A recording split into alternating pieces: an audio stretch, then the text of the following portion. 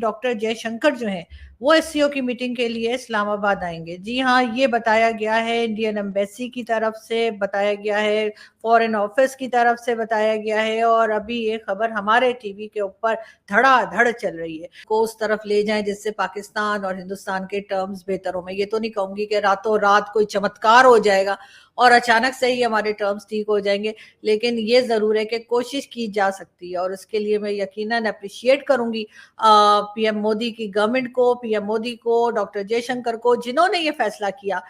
लंबे वक्त के बाद भारत का कोई प्रतिनिधिमंडल पाकिस्तान दौरे के लिए जाने वाला है। 15 और 16 अक्टूबर को होने वाले एससीओ सम्मेलन में अब भारत की तरफ से भारतीय प्रधानमंत्री नरेंद्र मोदी तो नहीं, लेकिन भारत के विदेश मंत्री डॉक्टर जयशंकर पाकिस्तान के दौरे के लिए जा रहे हैं। उनकी यानी पाकिस्तान के फॉरेन मिनिस्टर्स की बात कर रही हूँ, उनके लिए सबसे बड़ी काबिलियत ये होती है कि वो कहाँ से फंड्स ले आएंगे, कौन सी कंट्री से वो ये बात के लिए मनवा लेंगे कि वो हमें लोन दे दें, जबकि होना ये चाहिए कि फॉरेन मिनिस्टर जो है सबसे अच्छा वो होना चाहिए जो आपकी तमाम कंट्रीज के साथ आपके ताल्लुकात बेहतर कर सके। पाकिस्तान की लाख मिन्नतें तरले करने के बाद जयशंकर साहब ने ये डिसाइड किया है कि वो जाएंगे पाकिस्तान। अभी हालांकि बहुत बड़ी बात है कि 15-16 अक्टूबर में अभी समय है, और ये मुझे पता नहीं क्यों ऐसा लग रहा है कि ये स्थिति बदल सकती है। क्यों? पहला उसका कारण ये है कि आप अभी खबरें उठा के देखिए, अगला मैं वीडियो भी इस टॉपिक पर डालूंगा। इस्लामाबाद में क्या हो रहा है? इस्लामाबाद पूरा का पूरा जाम है। इस्लामाबाद के स्कूल्स बंद हैं, कॉलेजेस बंद हैं, सड़कों पे जाम है, दमादम मस्त कलंदर हो रहा है पीटीआई वालों के द्वारा। अब अगर ये चीज़ बढ़ती है, अब इसमें देखो 2, 4, 5, 10 लोग के मरने माराने खबर आ जाती है, डेथ हो जाती हैं, नंबर इंक्रीज करता है, तो फिर डेफिनेटली सिर्फ जयशंकर साहब ही नहीं, कई देशों के जो प्रतिनिधि हैं, उनके prime minister, president, foreign ministers जो जा रहे हैं, वो अपना दौरा डेफिनेटली कैंसिल करेंगे। और अभी भी आप देखिए कहाँ तक स्थिति जाती, कब तक माहौल वहाँ पे शांति का बना रहता है। डॉक्टर जयशंकर जो हैं वो एससीओ की मीटिंग के लिए इस्लामाबाद आएंगे। जी हाँ, ये बताया गया है, इंडियन एम्बेसी की तरफ से बताया गया है, फॉरेन ऑफिस की तरफ से बताया गया है, और अभी ये खबर हमारे टीवी के ऊपर धड़ाधड़ चल रही है। भारत की तरफ से क्योंकि बार बार मना किया जा रहा था, भारत की तरफ से यही कहा जा रहा था कि जी नहीं आएंगे, जिसमें हमारे बहुत से मीडिया फ्रेंड्स भी थे जो साफ इनकार कर रहे थे और जिनका ये कहना था कि कोई नहीं आएगा। उनके लिए मैं कहूँ कि जी आपके फॉरेन मिनिस्टर जो हैं वो पाकिस्तान आ रहे हैं, तो अब आप लोग भी बैक पैक कर लीजिए। बिलावल भुट्टो जरदारी गए थे जब गोवा में था इवेंट, और उसके बाद एससीओ की मीटिंग थी, तो बिलावल भुट्टो जरदारी पहुंचे थे, और वो तो अगली बार भी पहुंच जाते, बल्कि हो सकता है उनके साथ तो हम भी पहुंच जाते जो दिल्ली का था, लेकिन वो आप लोगों ने यानी कि भारत ने उसको ऑनलाइन कर दिया था, और इस वजह से कोई भी कहीं नहीं गया। लेकिन बहरहाल बहुत इंतजार था लोगों को, लोग काफी एक्साइटेड थे इस बात को लेकर कि जी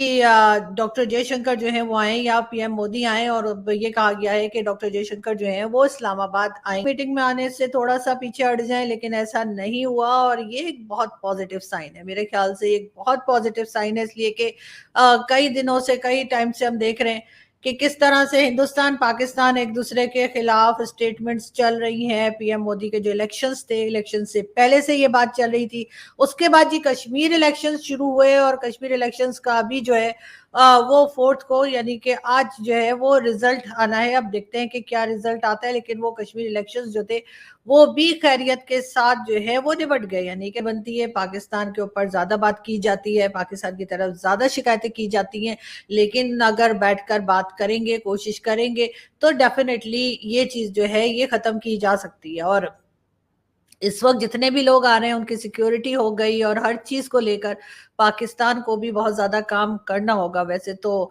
कन्वेंशन सेंटर जहां पे बताया जा रहा है, अभी तक बताया जा रहा है कि वहां पर ये इवेंट होगा।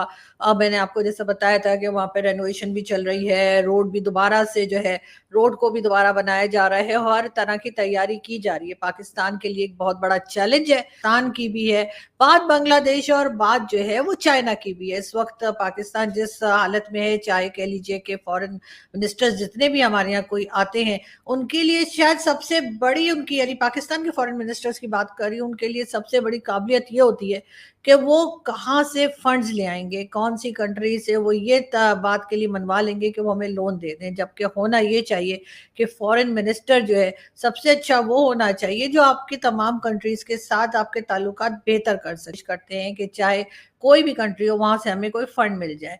लेकिन हमें बहुत कुछ सीखने की जरूरत है डॉक्टर जयशंकर से, जिन्होंने के भारत के टर्म्स तकरीबन हर कंट्री के साथ अच्छे रखे हुए। ठीक है, 2-4 के साथ हो सकता है अभी भी कोई टेंशन चल रही हो पाकिस्तान समेत, लेकिन ज्यादातर कंट्रीज के साथ भारत के टर्म्स बहुत अच्छे हैं। और ना सिर्फ ये बल्कि एक इंडिपेंडेंट फॉरेन पॉलिसी जो हमने डॉक्टर जयशंकर को करते हुए देखी, वो पाकिस्तान को भी करनी चाहिए कि अगर आपने रशिया के साथ काम करना है तो आपने अमेरिका के प्रेशर में नहीं आना है, अगर आपने ईरान के साथ काम करना है तब भी आपने किसी भी दूसरी कंट्री के प्रेशर में नहीं आना। डेफिनेटली मैं तो खैर बहुत एक्साइटेड हूँ और कोशिश भी करूंगी, हो सकता है वैसे चांसेस कम है लेकिन मैं कोशिश करूंगी कि डॉक्टर जयशंकर के साथ एक सेल्फी तो बनती ही है।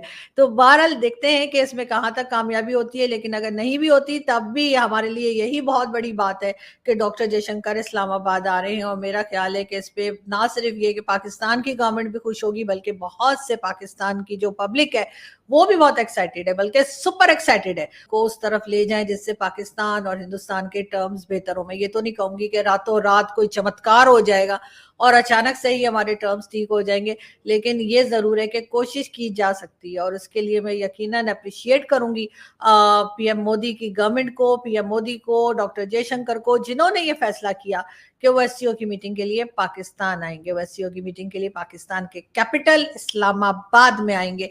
और क्योंकि ये इस वक्त बहुत मुश्किल फैसला था, बहुत से लोग जो है वो, तो भारत ने आखिरकार पाकिस्तान की पुकार सुन ली, पाकिस्तान के न्योते को भारत ने स्वीकार कर लिया और अब फाइनल हो गया कि भारत का प्रतिनिधि मंडल पाकिस्तान जाएगा। लंबे वक्त के बाद भारत का कोई प्रतिनिधि मंडल पाकिस्तान दौरे के लिए जाने वाला है। 15 और 16 अक्टूबर को होने वाले एससीओ सम्मेलन में अब भारत की तरफ से भारतीय प्रधानमंत्री नरेंद्र मोदी तो नहीं, लेकिन भारत के विदेश मंत्री डॉक्टर जयशंकर पाकिस्तान के दौरे के लिए जा रहे हैं। भारत के प्रधानमंत्री का न जाना पहले ही पाकिस्तान के मुंह पर जोरदार थप्पड़ है।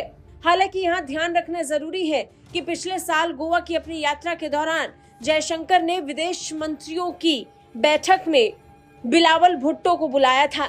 बिलावल भुट्टो उस समय पाकिस्तान के विदेश मंत्री थे और उस दौरान बिलावल भुट्टो की बहुत बेइज्जती हुई थी क्योंकि भारत ने सिर्फ और सिर्फ औपचारिकताओं को पूरा किया है और औपचारिकताओं को पूरा करते हुए भारत के विदेश मंत्री डॉक्टर जयशंकर को भेजने का फैसला किया है। हालांकि प्रधानमंत्री नरेंद्र मोदी एससीओ सम्मेलन का काफी सम्मान करते हैं। प्रधानमंत्री नरेंद्र मोदी ने इन शिखर सम्मेलनों में बराबर हिस्सा लिया। हालांकि इस साल की शुरुआत में संसद सत्र चालू होने के कारण कजाकिस्तान में आयोजित शिखर सम्मेलन में वो पहुंच नहीं पाए थे, लेकिन फिर भी उन्होंने कजाकिस्तान को अपना पूरा समर्थन दिया था। लेकिन अब देखना होगा कि 16 और 17 अक्टूबर को पाकिस्तान में क्या माहौल बनता है। तो बहुत बड़ी खबर आ तो रही है कि भारत के जयशंकर साहब फॉरेन मिनिस्टर जा रहे हैं पाकिस्तान, मगर जो एक कहावत थी ना, दिल्ली अभी दूर है, ऐसे ही इस्लामाबाद भी अभी दूर है और 15-16 अक्टूबर भी अभी बहुत दूर है। जैसी स्थिति बन रही है इस्लामाबाद के अंदर, मुझे बिल्कुल नहीं लगता कि ये सेफ़ होगा। और सिर्फ सेफ्टी की बात नहीं, वहाँ पर जो है वो जाने से भी कई सारे जो है वो अलग अलग diplomats, foreign minister, prime ministers, presidents जो है वो सोचेंगे, क्योंकि स्थिति बिल्कुल भी अच्छी नहीं है पाकिस्तान में। इस्लामाबाद के अंदर इस समय दमादम मस्त कलंदर कर रहे हैं पीटीआई वाले, इमरान खान की पार्टी वाले। वही सब पुराना अली अमीन गंडापुर आ रहे हैं, ये आ रहे हैं, वो आ रहे हैं, अपनी भीड़ लेके आ रहे हैं, 1 लाख आदमी, 50,000 आदमी, 70,000 आदमी, अलग अलग भीड़ आ रही है। लेकिन अभी की अगर हालत की देखी जाए, जैसे पाकिस्तान का मीडिया ही जो रिपोर्ट कर रहा है, स्थिति क्रूशियल है, अलार्मिंग सिचुएशन है। वहाँ पर जो है सड़कें जाम करी जा रही हैं, काफ़ी कुछ हो रहा है। रेंजर्स जो हैं पिछली रात से ही, कल रात से ही उतर गए हैं पूरे इस्लामाबाद में, क्योंकि उनको भी पता है कि यार इतना बड़ा इवेंट हो रहा है, हो सकता है थोड़ी बहुत भीख मिल जाए, फलाने कोई देश आए हमारे मुंह पर डॉलर मार के चला जाए। तो बहुत ज़रूरी है कि इस टाइम पर चीज़ें ठीक करी जाएँ। और वहीं पर इमरान खान को भी पता है कि ये बहुत ज़बरदस्त एकदम गोल्डन अपॉर्चुनिटी मिल गई है दमादम मस्त कलंदर करने की। तो वो शायद अभी सही तैयारी कर। आप देखो फ़ौज अगर दबाव बना ले जाती है तो तब तक शायद चीज़ें ढक छुप जाएंगी, मगर अगर ये चीज़ें नहीं होती, अगर भीड़ वापस नहीं जाती है तो देश तो कई सारे आएंगे ही नहीं, इग्नोर मारेंगे, क्विट करेंगे आना, मगर इमेज बहुत गंदी चली जाएगी और फिर खुलकर जो सिविल वॉर है फ़ौज और इमरान खान के बीच में खुलकर सामने आ जाएगी, क्योंकि फ़ौज के लिए फ़ौज के मुंह पर थप्पड़ होगा।